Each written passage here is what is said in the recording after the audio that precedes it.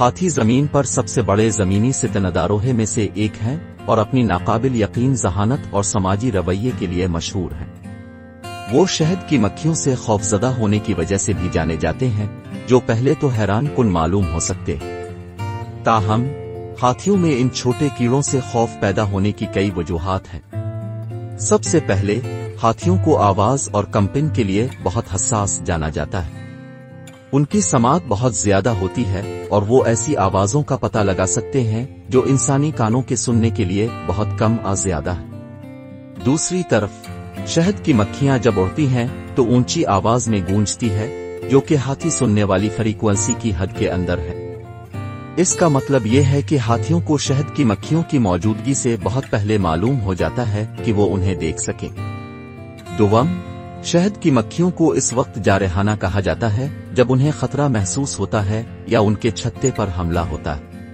وہ اپنی ملکہ اور چھتے کی حفاظت کے لیے کسی بھی خطرے سے دوچار ہوں گے اور ڈنک ماریں گے۔ ایک ہاتھی کے لیے شہد کی مکھیوں کے غول کا ڈنک بہت تکلیف دہ اور خطرناک ہو سکتا ہے، خاص طور پر اگر شہد کی مکھیاں ان کی سونڈ آنکھوں میں آ جائیں۔ یہ خیال کیا جاتا ہے کہ ہاتھیوں نے شہد کی مکھیوں کے خطرے کو پہچاننا سیکھ لیا ہے اور اس کے نتیجے میں ان سے خوف پیدا ہو گیا ہے۔ آخر میں ہاتھیوں کو ایسے درختوں اور جھاڑیوں سے بچتے ہوئے دیکھا گیا ہے جو شہد کی مکھیوں کے رہنے کے لیے جانا جاتا ہے۔ اس سے پتہ چلتا ہے کہ ہاتھی شہد کی مکھیوں کی کالونی کی علامات کو پہچان سکتے ہیں، جیسے کہ چھتے کی موجودگی یا خود شہد کی مکھیوں کا برتاؤ۔ یہ علم انہیں ممکنہ خطرے سے بچنے اور محفوظ رہنے کی اجازت دیتا ہے۔ دلچسپ بات یہ ہے کہ کچھ افریقی کسانوں نے اپنی فصلوں کو ہاتھیوں سے بچانے کے لیے شہد کی مکھیوں کا استعمال شروع کر دیا ہے۔ اپنے کھیتوں کے کناروں کے ارد گرد شہد کی مکھیوں کے چھتے رکھ کر وہ ایک قدرتی رکاوٹ پیدا کرنے کے قابل ہوتے ہیں جو ہاتھیوں کو داخل ہونے سے روکتا ہے۔ شہد کی مکھیوں کی آواز اور موجودگی ہاتھیوں کو دور رکھنے کے لیے کافی ہے، جس سے فصلوں کے نقصان اور انسان اور ہاتھی کے تصادم کا خطرہ کم ہوتا ہے۔